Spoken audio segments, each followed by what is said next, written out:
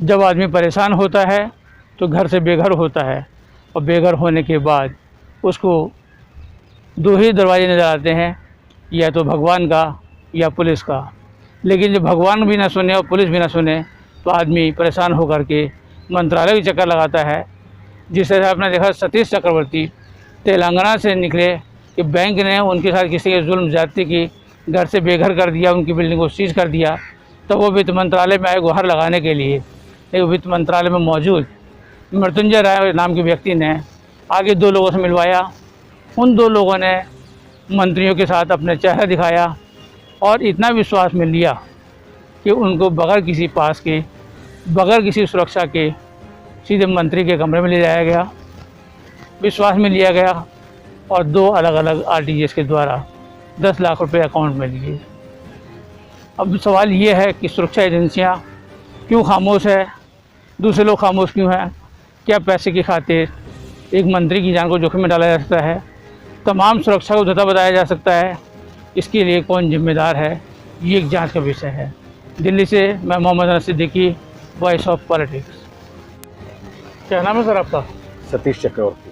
सतीश चक्रवर्ती, कहाँ रहते हैं आप और दिल्ली क्यों आए आप? जो मेरा पर्सनल फाइनेंशियल प्रॉब्लम से, बैंक लोन की वजह से जी, मैं दिल्ली आया था वित्त मंत्रालय में मिलने के। मगर इधर कुछ लोगों ने मिलके फंसा के धोखा कर दिया मंत्रियों के नाम से।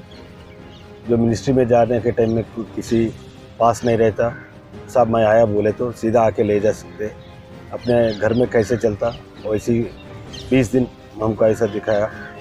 अच्छा, मिनिस्ट्री के नाम से ये लोग पैसा खा रहे। कौन लोग हैं, क्या नाम है उनका? मृत्युंजय राय, कावेश तलवार, स्वामी अलियास गौड़ा, शारदाम्बा। अच्छा, इन चारों मिलके एक एक बंदे को मिला काट करते।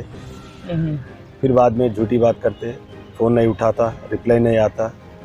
इसी की वजह से मैं मिनिस्ट्री की पीएस वालों को, जो अधिकारियों को दृष्टि में लेके जाए तो हमारा बंदा नहीं है, उनका कोई ताल्लुक़ नहीं है, आप पुलिस कंप्लेंट कर दो, वहाँ कर दो। पहला आपको कर दिया, आप क्या कर दिया? हमारा कोई ताल्लुक़ नहीं है बोल के फ़ोन काटते, फ़ोन भी नहीं उठाते। जो पैसा आपने दिया वो पैसा किसको दिया था, किस तरह से दिया था? कावेश तलवार को दिए थे, जो आरटीजीएस की 2 बार, एक बार 5 लाख, एक बार 5 लाख दिए थे। अच्छा, इस देने के बाद मेरा फाइल ले चुका है। उसके बाद 1 महीना टाइम लेके दूसरा महीने में आपका काम हो जाएगा बोल के, मगर अभी तक काम नहीं हुआ, तो पेमेंट वापस नहीं हुआ। मेरा ज़िंदगी अभी जीना या मरना ऐसा है।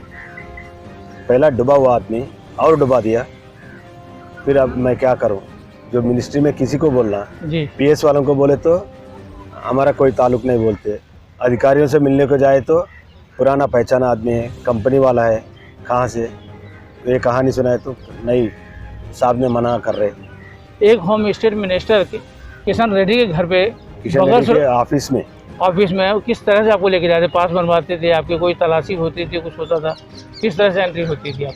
नहीं, मेरा आधार कार्ड सिक्योरिटी में दिखाते, फिर बाद में विजिटिंग रूम में बैठ के 5 मिनट में वो लोग ऊपर से आके मेरे को सीधा लेके जा सकते। कोई पास कुछ भी नहीं बनाते। अच्छा, सीधा लेके जा सकते। ऊपर जाने के बाद एक रूम में बिठा के चाय पानी सेवा करेगा।